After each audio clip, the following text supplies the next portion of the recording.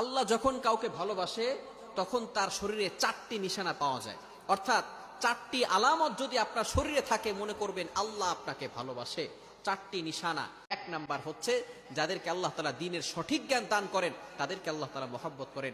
Number 2, দ্বিতীয় number হচ্ছে যারা বেশি বিপদে পড়ে আল্লাহ তাআলা তাদেরকে মহব্বত করেন। যার শরীরে দেখবেন একের পর এক বিপদ আসতেছে, অসুস্থতা আসতেছে, বারবার বিপদ, একের পর এক বিপদ, একটা বিপদ যাওয়ার পর পরে আরেকটা বিপদ আসতেছে, আপনি হতাশ হবেন না প্রিয় ভাই। আল্লাহ তাআলা আপনাকে ভালোবাসেন।